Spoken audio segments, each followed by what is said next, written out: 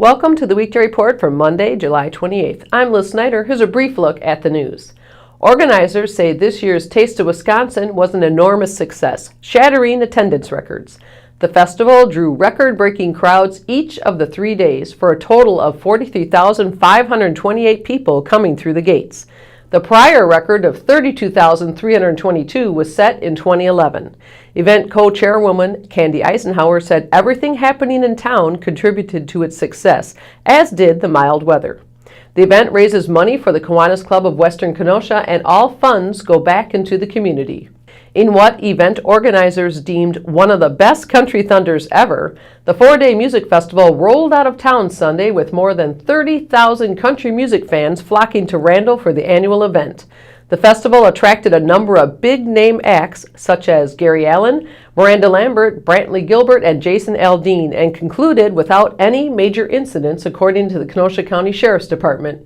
Nearly 300 citations were issued, with the majority of them being for underage drinking. Tickets are already on sale for next year's event. Kenosha's week-long celebration of cars came to a close on Saturday. Diane Giles filed this report.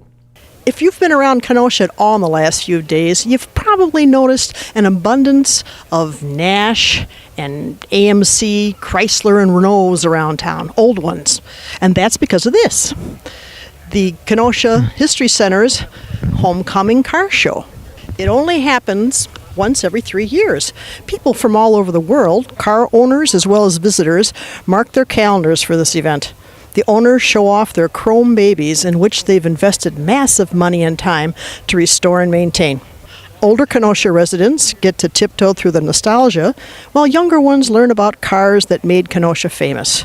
And they learn exactly what kind of taillight Grandpa put on the thousands of cars that passed him on the assembly line. For the Kenosha News, I'm Diane Giles. Thanks, Diane. Governor Scott Walker kicked off his 2-day governor's ride across Wisconsin Saturday morning at Uke's Harley-Davidson in Kenosha. About 100 Harley riders joined Walker on a cruise that included a pig roast in Wausau Saturday night and concluded in Madison on Sunday. Walker began his annual motorcycle tours across Wisconsin several years ago when he was Milwaukee County Executive. About 30 people participated Sunday in the second annual Robbie Wilde Memorial Blood Drive held at Sherrill's Drive-In. Wilde was 18 when he was shot and killed during a robbery while he was working at Sherrill's in July 2009. Saturday marked the 5th anniversary of his death. Robbie's mother, Tammy, said Robbie was passionate about organ and tissue donation.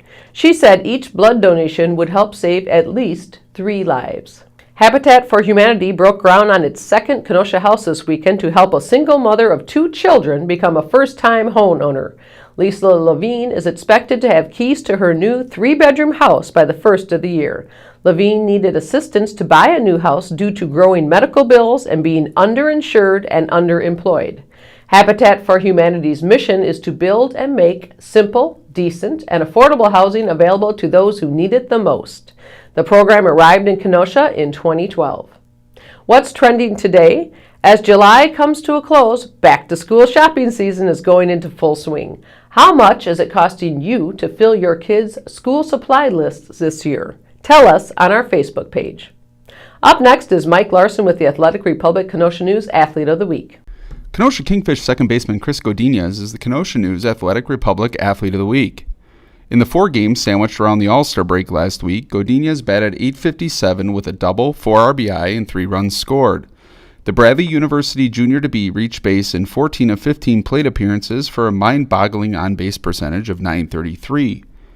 Inexplicably left off the All-Star roster, the blistering hot streak has helped Godinez improve his Northwoods League leading batting average to .395, 10 points clear of the field.